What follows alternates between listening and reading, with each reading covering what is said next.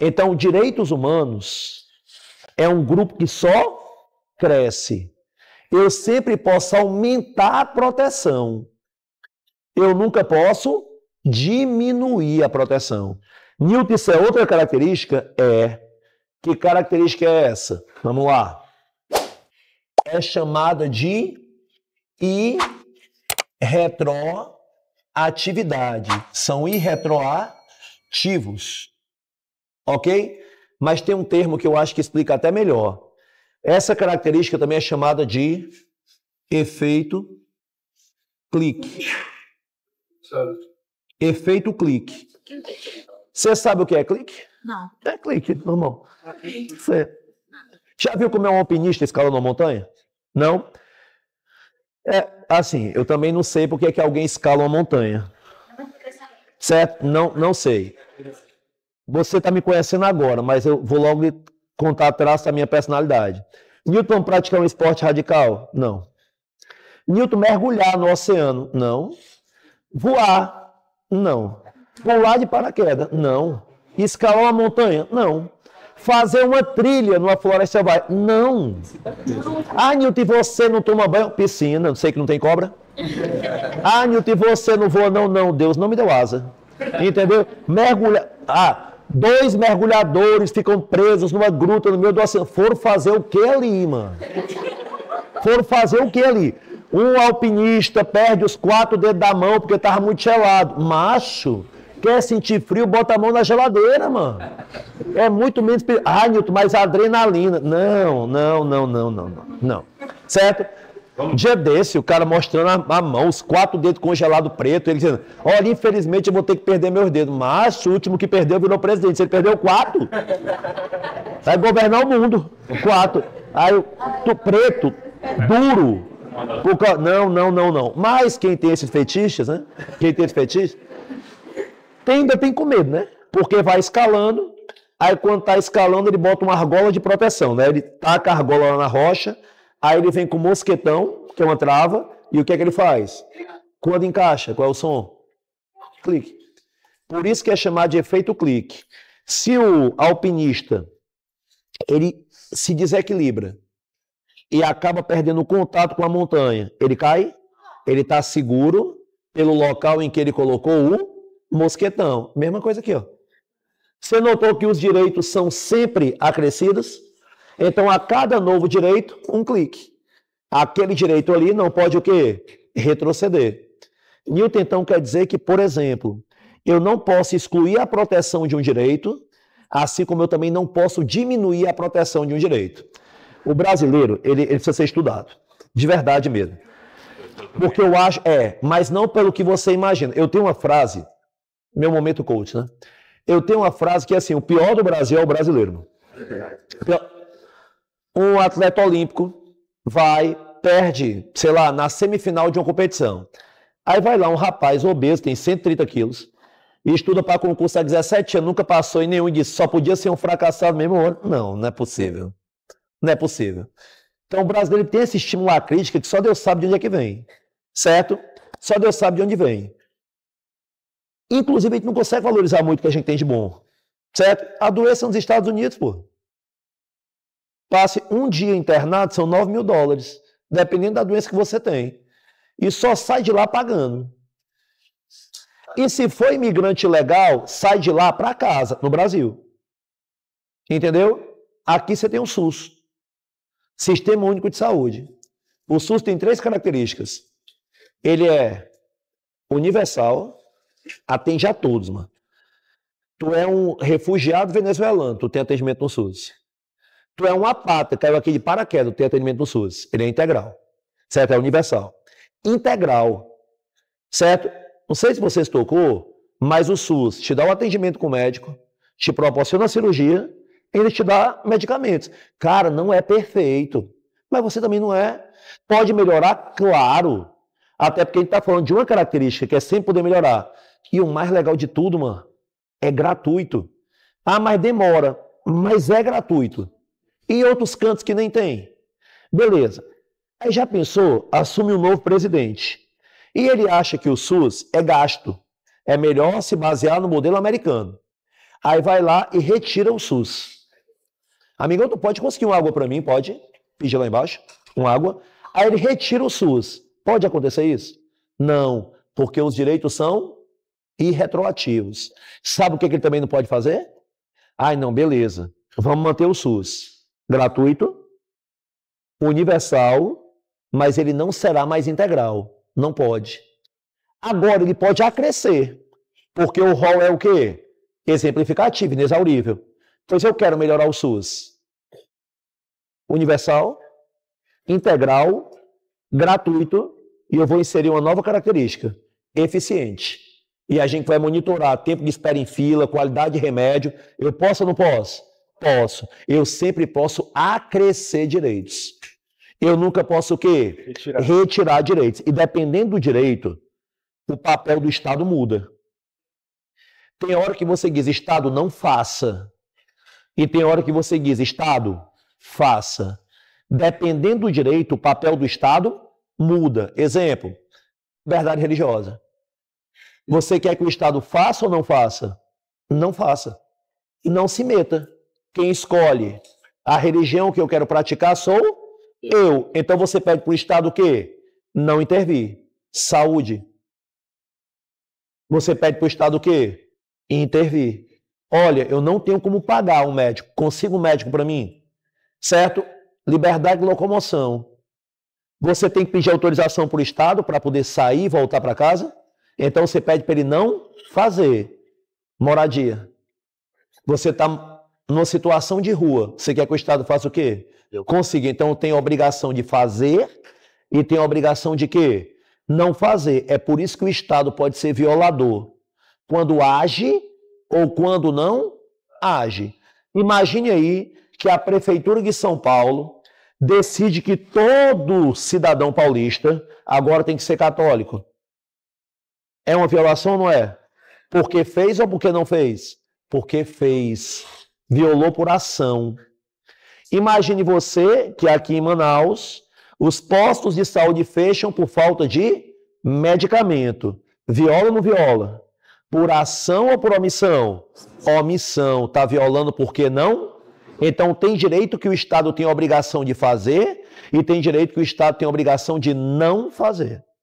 De não fazer. Então, dependendo do direito, você vai ter essas violações. Newton.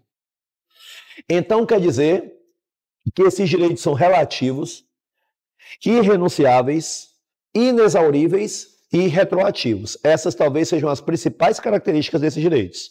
As principais. Só que lá no começo da aula, eu falei para você que uma coisa era direito humano, outra coisa é direito... E quando é que eles se encontram?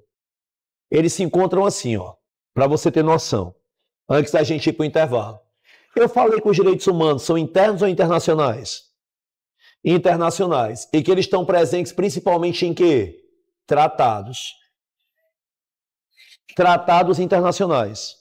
O Brasil ele pode dizer, não, gostei dos direitos que estão nesse tratado. Eu quero que esses direitos sejam incorporados ao meu ordenamento.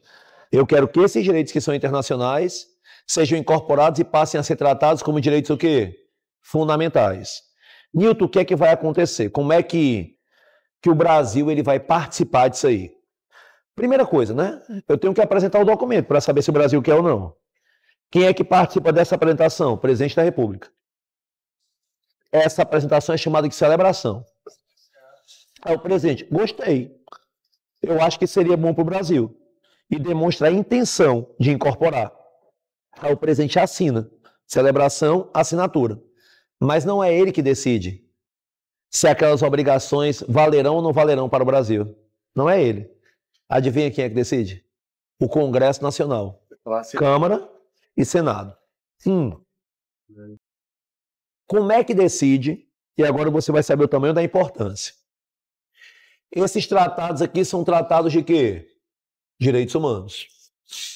Newton, quem é que vai decidir se esse tratado vai ter ou não vai ter validade no Brasil? O Congresso Nacional.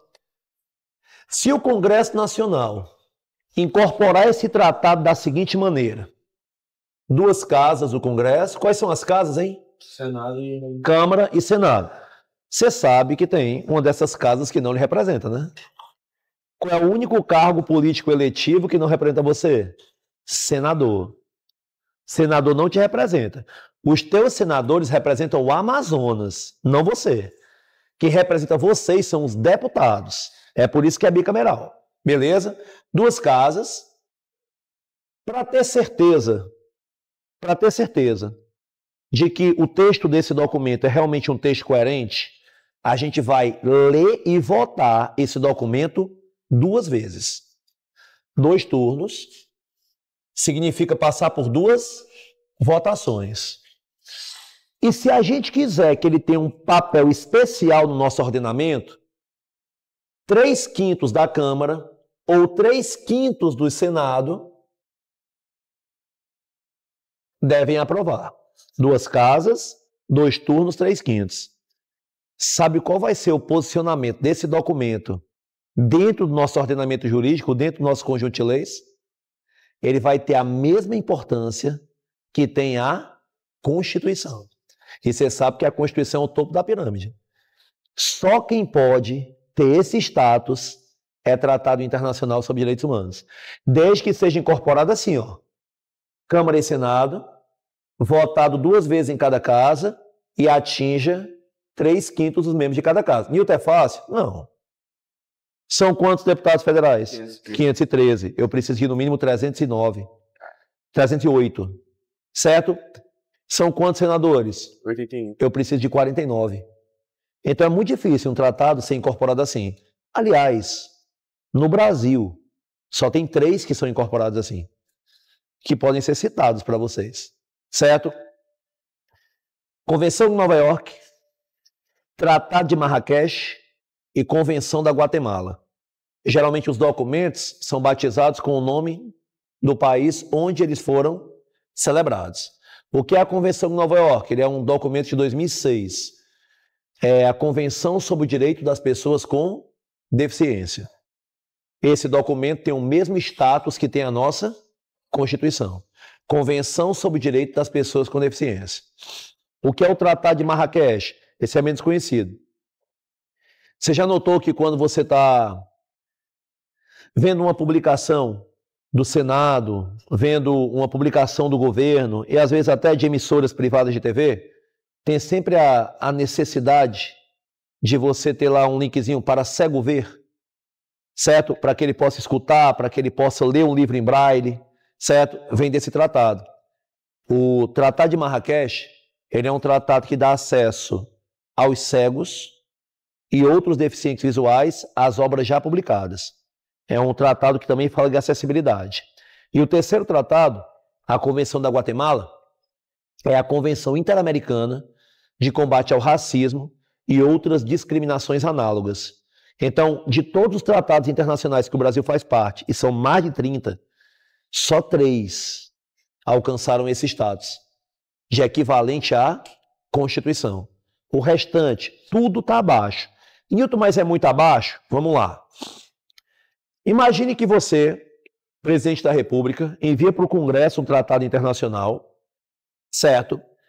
E o Congresso diz assim, beleza, a gente vai incorporar. Na primeira votação de cara, certo? Você não consegue atingir 3/5. Então ele já não vai ter mais o status de emenda constitucional. E como é que eu salvo para incorporar esse tratado? Tem outro meio. 2 casas, Câmara e Senado. Apenas um turno de votação, só vota uma vez, certo? Maioria simples. Ou relativa, né?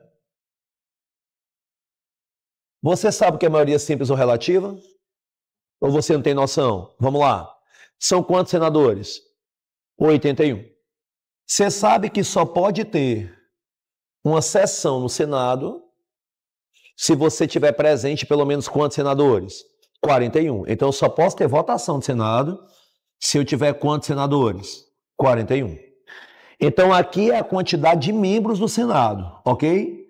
Aqui é a quantidade de presentes numa reunião fictícia. aconselho vocês, quando forem a Brasília, visitarem o Congresso Nacional. Quando, Nilton? Sexta-feira. Ou segunda-feira de manhã. Por quê? Porque não tem ninguém, né? Aí, ilegal não tem ninguém, porque tu pode entrar nos salões. O verde e o azul. A Câmara e o Senado. Como não estão trabalhando, tu pode ir no plenário, ver como é que é toda a estrutura, como é que funciona o painel. Porque se tu for de terça a quinta, eles estão em sessão. Eu sou o único ser humano sem sorte que foi numa sexta-tarde e tinha um senador trabalhando. Nunca esqueci disso. Eu doido para entrar, pode não, tem um senador aí. Eduardo Girão fazendo homenagem a uma escola de inclusão. Totalmente aleatório. Aí eu não pude ir na tribuna do Senado. Mas, no restante, certo? Nilton, por que você está falando isso? Tem 41 senadores na nossa reunião fictícia, beleza? São quantos membros ao todo? 81.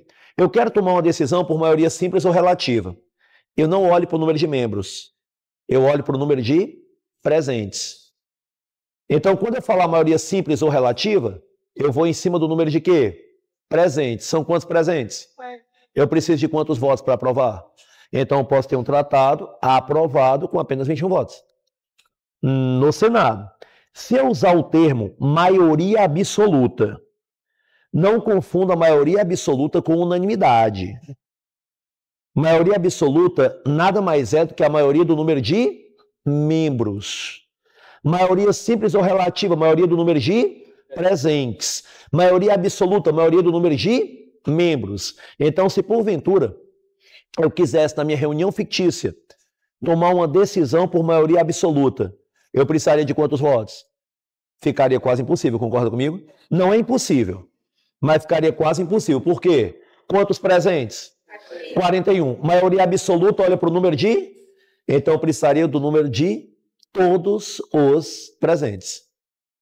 Por quê? Maioria absoluta, o número de membros. Qual é a maioria dos membros? 41. Tem quantos presentes? 41. Precisaria de todos. Em compensação, as outras maiorias eu nunca conseguiria alcançar.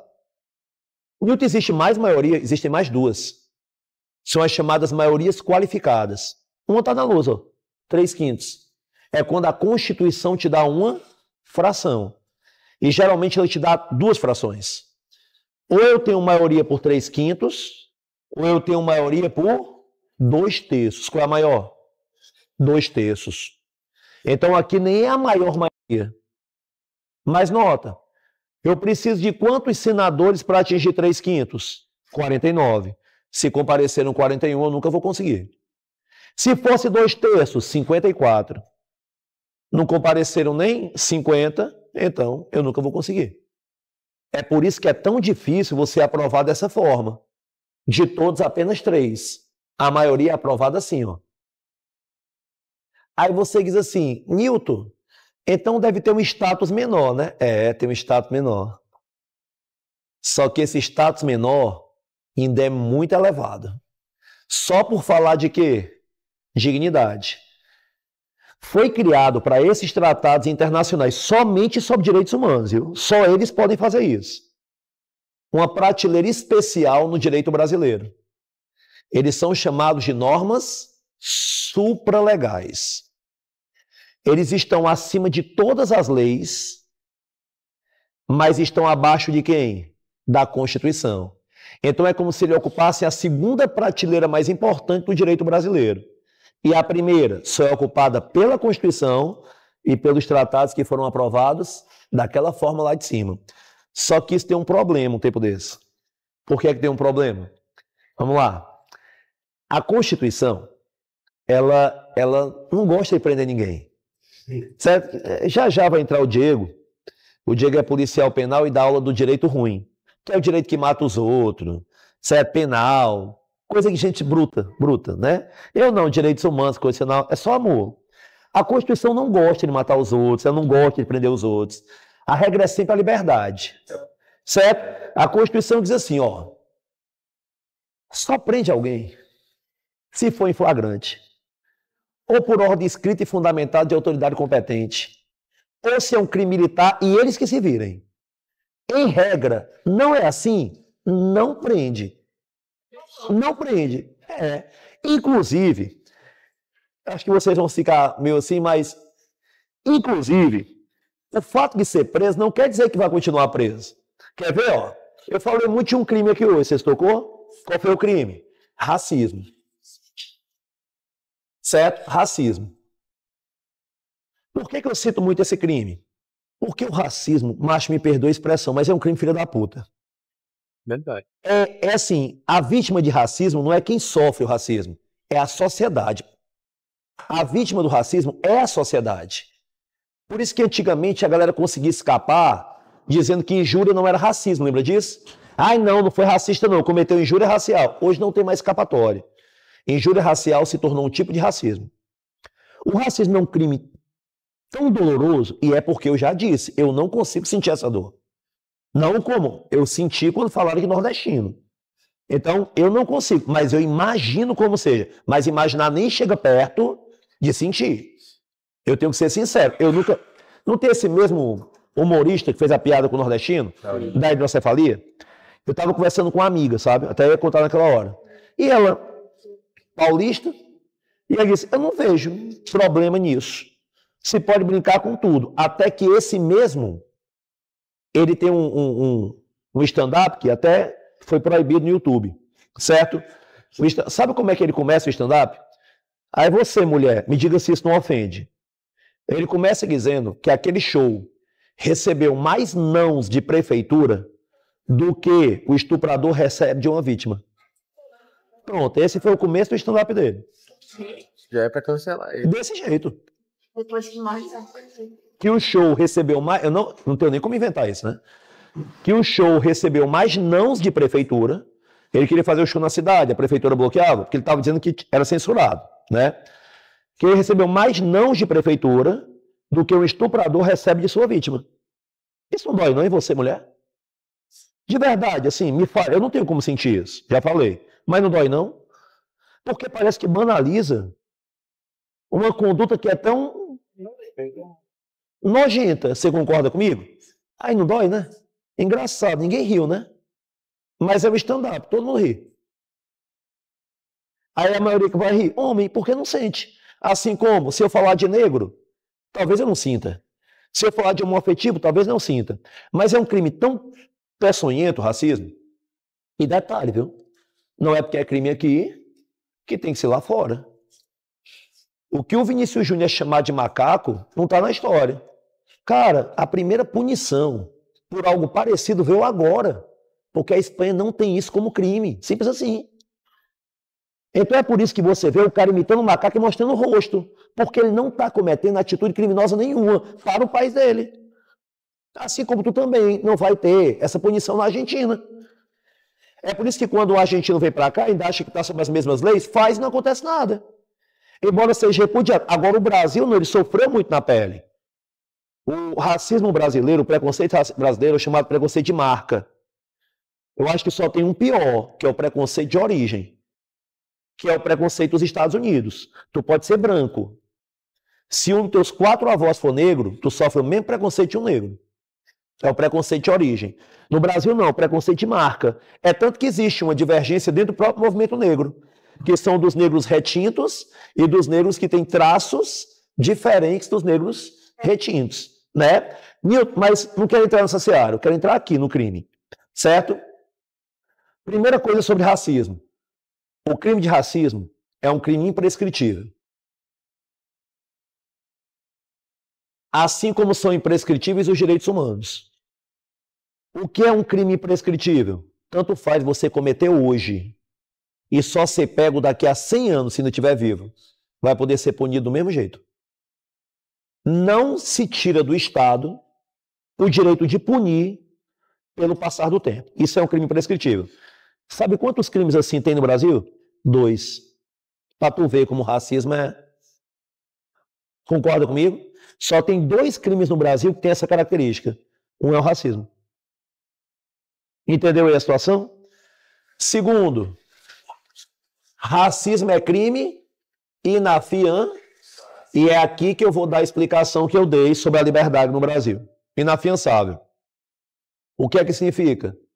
Que você não pode... Ó, e eu acho isso legal. Você pode ter todo o dinheiro do mundo, pode ser o Neymar. você vai dormir na cadeia. Você não vai conseguir pagar para sair. Você pode sair de graça. Certo? Mas no prazo definido pelo Estado, porque toda pessoa presa tem direito a ser conduzida a um juiz ou autoridade competente para que decida sobre o relaxamento ou continuidade de sua prisão. É a chamada audiência de custódia, para evitar uma superpopulação carcerária. Então, nota, até mesmo nesse crime, tu pode responder em liberdade. Agora, punido por esse crime, a pena do racismo ela é uma das piores penas que existe na face da Terra, porque ela é a pena de reclusão. Então, eu não entendo isso.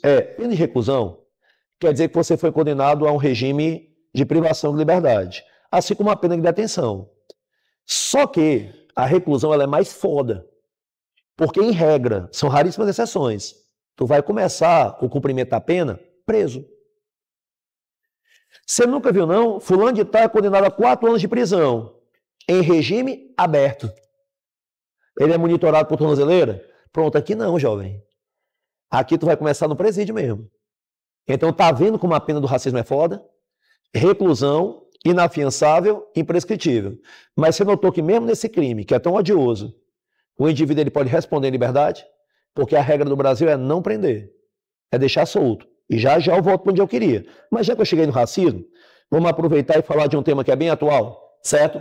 Você sabe que só pode ter um crime se tiver uma lei anterior que defina aquele ato como sendo criminoso. Concorda comigo? E tem um crime no Brasil que não tem lei que define como sendo um crime. É o crime de homotransfobia. Certo? É assim que o STF chama. Ele une 2 preconceitos. Homofobia, preconceito contra a orientação sexual, e a transfobia, preconceito contra a identidade de gênero. Certo? Orientação sexual, homofobia. Transfobia, identidade de gênero. O STF reúne os 2. Não existe uma lei que defina homofobia e transfobia, ou que muito menos diga que essas condutas são criminosas. Não existe uma lei. Mas você concorda comigo que é preconceito, concorda comigo? Deve doer em quem é homoafetivo não poder, por exemplo, conseguir um emprego simplesmente por gostar de uma pessoa de mesmo sexo. Então é um absurdo não punir homofobia e transfobia. Aí o que é que o STF diz? Não, a gente precisa criar uma lei tornando homofobia e transfobia crime. Mas não é a gente que cria. Quem cria é o Congresso. Mas faz o seguinte, Congresso. Enquanto não tiver uma lei criada por vocês, a gente vai punir homofobia e transfobia usando a lei do racismo. Então, se você é homofóbico ou transfóbico, olha o medo que eu acabei de fazer. Se eu puno pela lei do racismo, todas as características são aplicadas. E pena de reclusão. Homofobia e transfobia são punidos pela lei de quê? Racismo. Beleza até então? Enquanto não tiver lei específica tipificando esses crimes. Mas eu estava falando que a regra é a liberdade, né?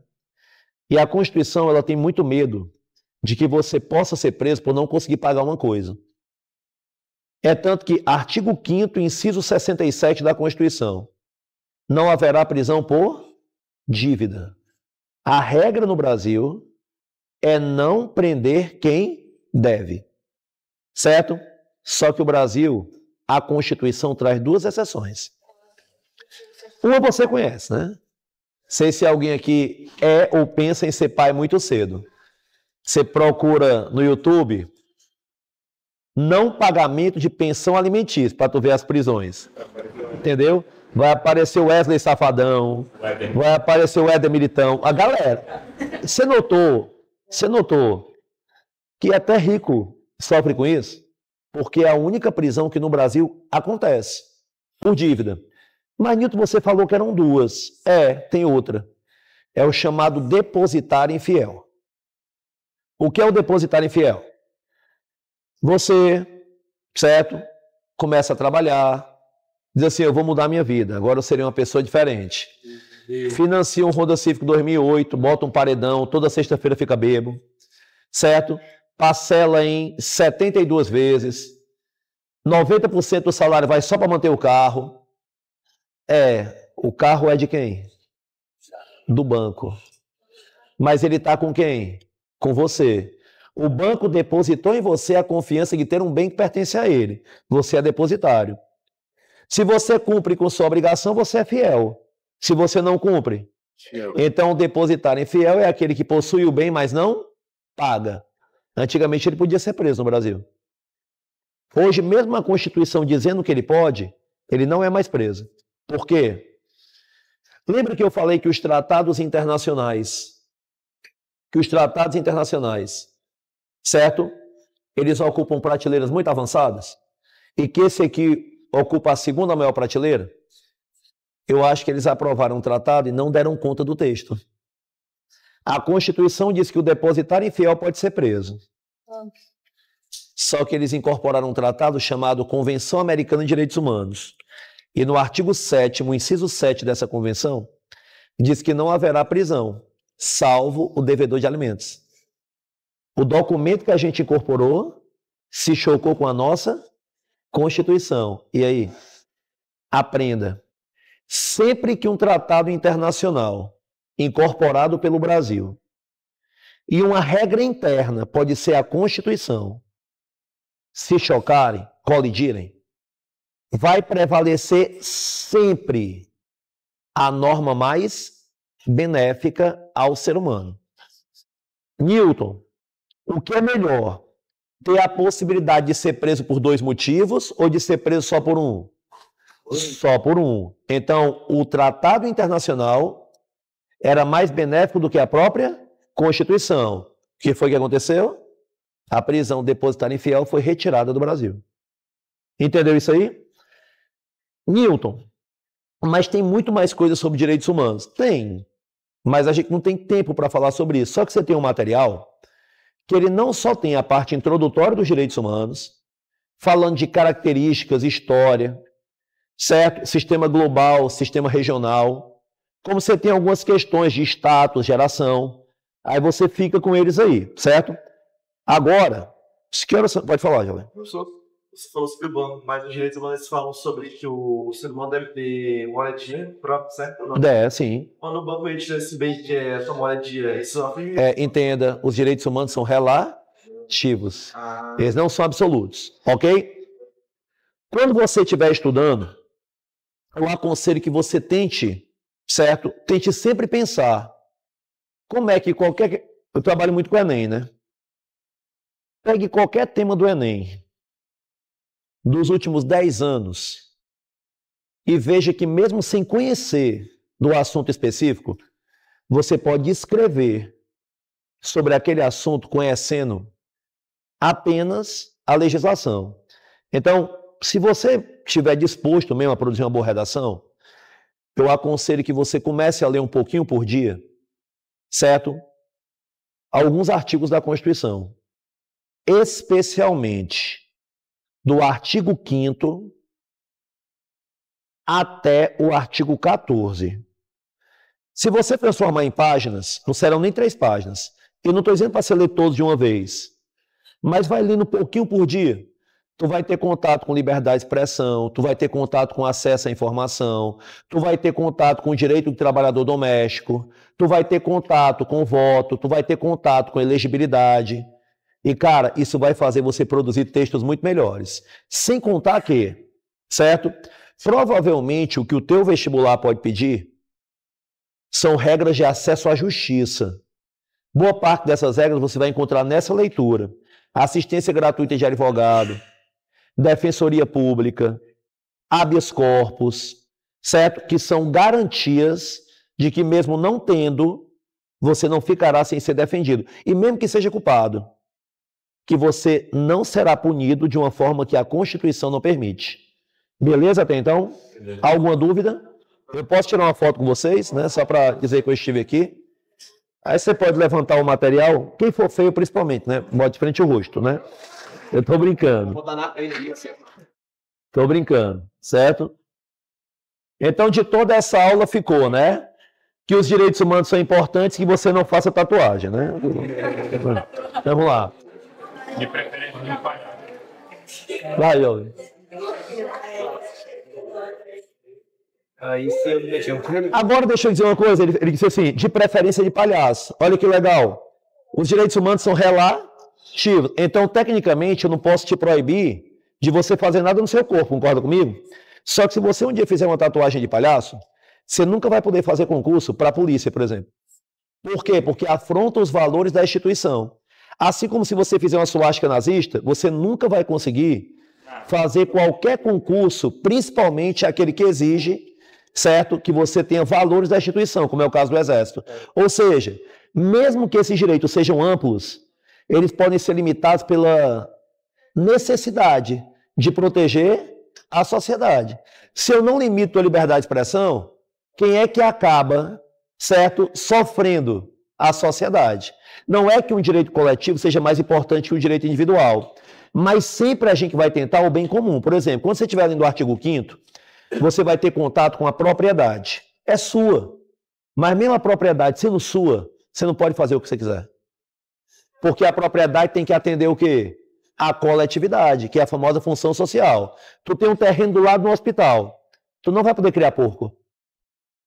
Por quê? Porque as regras sanitárias, elas serão aplicadas para garantir a saúde de quem está no hospital. E se você passar no concurso da polícia e depois fizer a tatuagem? Mesmo que você passando e fazendo a tatuagem que afronte os valores institucionais, tu vai sofrer dentro da polícia um PAD, que é um processo administrativo disciplinar. E provavelmente tu vai ser demitido. Eu tive um colega anteontem que foi demitido da Polícia Rodoviária Federal, porque não cumpriu com os valores da instituição. Detalhe, perdeu um salário de 12.500, né? Caraca. Demitido do serviço público. Coisa que muita gente acha que não pode acontecer. Não era só, né? Não, demissão mesmo. Demissão mesmo. Gente, desde a fala de instituição, tem medo da instituição, mas fala da Convenção da Guatemala, ou Tratado da Guatemala. Alguma pergunta? Quando é que a gente recorre nesse segundo procedimento aí dos tratados? Depende. Não existe uma regra. Esse tratado vai por aqui ou esse tratado vai por aqui. E, geralmente eles notam durante a votação. Exemplo, a minha vontade é aprovar assim. Mas na primeira votação eu já não consegui. Então eu tento salvar com essa aqui. Entendeu? Eu não atingi 3/5, mas eu atingi a maioria simples, então eu vou por aqui. Porque pelo menos uma prateleira ele vai ocupar. Se for abaixo disso, ele não ocupa prateleira nenhuma. Beleza, pessoal? Então vamos para o intervalo, na volta vocês voltam com o Diego aí. Valeu, pessoal.